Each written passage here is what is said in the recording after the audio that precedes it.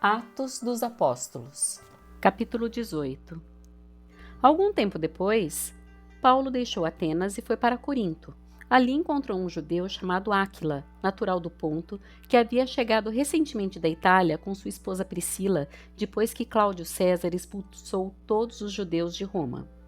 Paulo foi morar e trabalhar com eles, pois eram fabricantes de tendas, como ele. Todos os sábados, Paulo ia à sinagoga e buscava convencer tanto judeus como gregos. Depois que Silas e Timóteo chegaram da Macedônia, Paulo se dedicou totalmente à pregação da palavra e testemunhava aos judeus que Jesus era o Cristo. Mas quando eles se opuseram a Paulo e o insultaram, ele sacudiu o pó da roupa e disse: "Vocês são responsáveis por sua própria destruição. Eu sou inocente. De agora em diante, pregarei aos gentios." Então saiu dali e foi à casa de Tício Justo, um gentil temente a Deus que morava ao lado da sinagoga. Crispo, o líder da sinagoga, e toda a sua família creram no Senhor. Muitos outros em Corinto também ouviram Paulo, creram e foram batizados. Certa noite, o Senhor falou a Paulo numa visão: "Não tenha medo, continue a falar e não se cale, pois estou com você e ninguém o atacará nem lhe fará mal, porque muita gente nessa cidade me pertence." Então Paulo permaneceu ali 1 ano e meio, ensinando a palavra de Deus. Quando Galho se tornou governador da Acaia, alguns judeus se levantaram contra Paulo e o levaram diante do governador para ser julgado. Eles o acusaram de convencer as pessoas a adorar a Deus de maneira contrária à lei judaica. Mas assim que Paulo começou a apresentar sua defesa, Galho se voltou para os acusadores e disse: "Ouçam, judeus, se sua queixa envolvesse algum delito ou crime grave, eu teria motivo para aceitar o caso. Mas como se trata apenas de uma questão de palavras e nomes e da sua lei, resolvam isso vocês mesmos. Recuso-me a julgar essas coisas." E os expulsou do tribunal.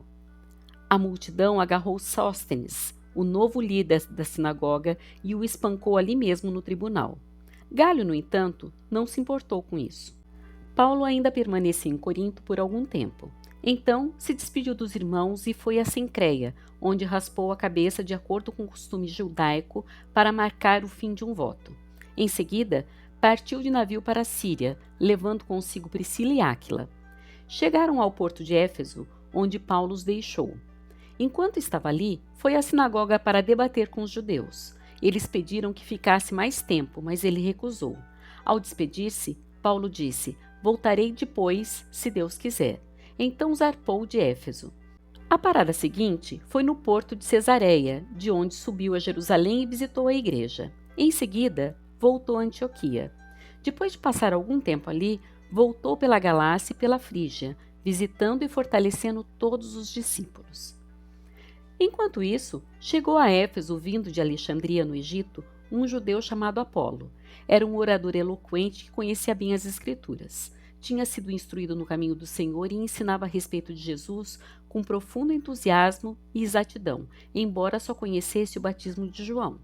Quando o ouviram falar corajosamente na sinagoga, Priscila e Áquila o chamaram de lado e lhe explicaram com mais exatidão o caminho de Deus. Apolo queria percorrer a Acaia e os irmãos de Éfeso o incentivaram.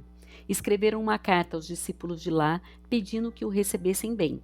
Ao chegar, foi de grande ajuda àqueles que, pela graça, haviam crido, pois em debates públicos refutava os judeus com fortes argumentos.